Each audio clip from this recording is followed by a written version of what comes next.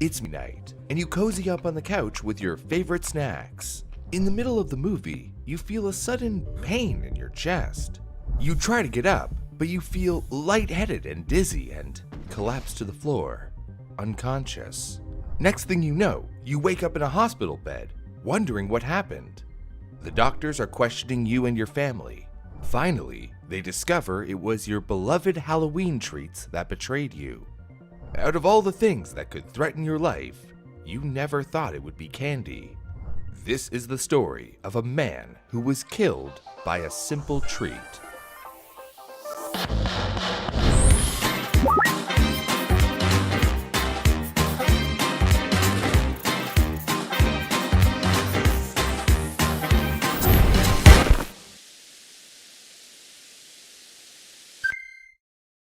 A 54-year-old construction worker from Massachusetts was sitting in a fast food restaurant around lunchtime. He suddenly gasped for breath out loud, struck by an unknown pain in his chest, and struggled to remain conscious, but quickly passed out in the middle of the restaurant. Paramedics rushed to the scene and attempted PPC before taking the patient to the emergency room at Massachusetts General Hospital.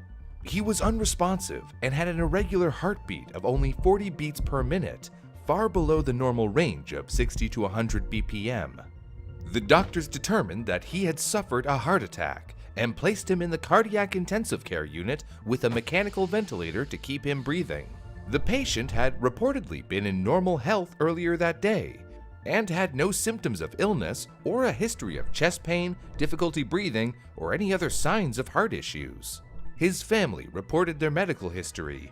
There was no genetic pattern of cardiac disease or other conditions that could be the culprit. None of the patient's close friends were sick with any illness, ruling out a contagious sickness. The situation was downright puzzling, like the plot of a House episode. There was one noteworthy sign about the patient's health. His potassium levels were dangerously low, enough to cause heart issues. And during their medical investigation, doctors learned something interesting about the man. Apparently, he had been eating several packs of a certain type of candy every day. He had a bit of an addiction. There's just no sugarcoating it. The patient had been eating soft red licorice flavored candy, but 3 weeks ago, he had made a switch to black licorice. So, why is this important to know? Well, before we get into that, we've got to talk about today's sponsor. Wait, this can't be right. Us? That's right, Brew! For the past year, the fine people behind the Brew Crew is 3 weeks ago, he had made a switch to black licorice. So, why is this important to know? Why? Well, black licorice products are made from licorice root, which has often been used as a folk medicine or traditional remedy in both Eastern and Western cultures for thousands of years. The licorice plant is a low-growing shrub native to South Africa and is often used as a sweetener. Black licorice products, however, often contain which can change potassium levels, leading to the disruption of electrolyte balance and increased cortisol max. This could cause hypertension, low blood pressure, digestive issues, an irregular heart rhythm, and renal failure. The FDA states that soft candy can contain a maximum of 3.1 glyceric acid, and that people over 40 can be hospitalized if they eat too much of it regularly. Even a small amount of black licorice can increase your blood pressure, and eating 2 ounces or more of it every day for 2 weeks, like our patient in Massachusetts, can land someone in the hospital. The good news is that even if you did go a little too hard on the black licorice candy one time, when you stop eating it, your levels usually level themselves out without any permanent health issues. Though not all licorice-flavored products contain risk, it's important to note when it does so you eat way too much, because any food containing licorice root extract don't interact with certain medications, herbs, and dietary supplements. The FDA advises that no matter your age, you should consume a large amount of black licorice at once. If you do eat a lot and experience irregular heartbeat or weakness, stop eating it immediately and contact medical professionals. Famous candy and chocolate company Hershey's also has a statement on black licorice. They say that while all their products are safe to eat and comply with FDA regulations, they advise that all foods, including candy, be enjoyed in moderation as part of a balanced diet. Before we dig into this next part, please do not try to attempt or test this theory about candy overload at home. Black licorice is not exactly the world's most beloved candy, so most of us are safe from eating too much that it hospitalizes us. But how much of your favorite candy could you eat before it becomes a fatal dose? Could Halloween become an unintentional brush with death? Now that would be spooky. According to the American Chemical Society, a lethal amount of sugar is 13.5 grams per pound of body weight. That's the amount that would give you a 50-50 chance of living, otherwise known as the LD50. The weight of an average American man and woman is around 200 and 165 pounds. So let's go between those and use 180 for our calculations. And remember, for this to be a lethal dose, you'd have to eat it in one sitting. So, watch out, YouTubers who make mukbang videos. This one's for you. To calculate, multiply the weight in pounds by 13.5 to find out how many grams of sugar might be lethal to a person of that weight.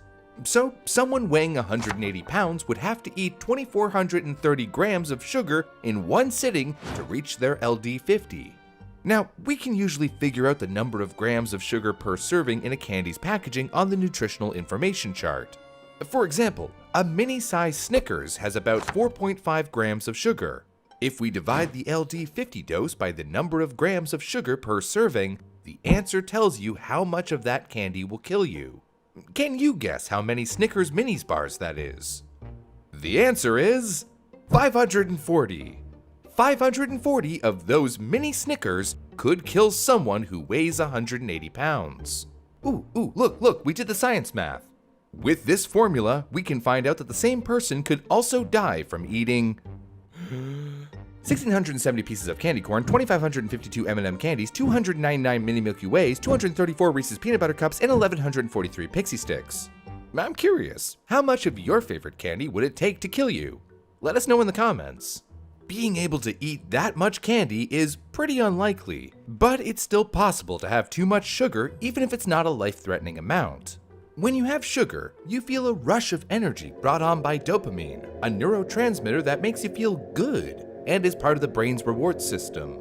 Sugar also makes your body release insulin, a hormone made by the pancreas that helps turn food into energy, as well as the metabolism of carbohydrates, fats, and proteins. Insulin works with another hormone, glucagon, to regulate the body's blood glucose levels. During a sugar high, you feel a rush from the increased dopamine and blood glucose levels. Once the effects wear off, your body has too much insulin and not enough glucose to give you energy. This is the, quote, sugar crash we're all familiar with. Symptoms of a sugar crash include headaches, irritability, tiredness, difficulty concentrating, anxiety, shakiness, dizziness, hunger, and bloating. When you know you've had too much sugar, you can help your body recover by drinking water, eating whole unprocessed foods, and exercising. For people with diabetes, their bodies don't make enough insulin or don't use insulin normally, so it's easier for their blood sugar levels to rise dangerously high or drop too low, and a simple sugar crash can be much more severe and quite dangerous to their health. But even for people without diabetes, though a sugar crash isn't life-threatening, there are long-term negative effects of consuming too much sugar. It can lead to heart disease, heart attacks, and type 2 diabetes. Other effects include brain fog, less energy, cravings, weight gain, sleep issues, skin problems, and tooth decay. As always, the most important thing is to enjoy sugar in moderation and keep your diet balanced with lots of other foods. Going back to our candy-loving construction worker, he wasn't eating anywhere near enough sugar for it to be a lethal dose. Though several packs of licorice still probably wasn't great for his health. But as we know, the man switched to eating black licorice from red in the 3 weeks before his heart attack.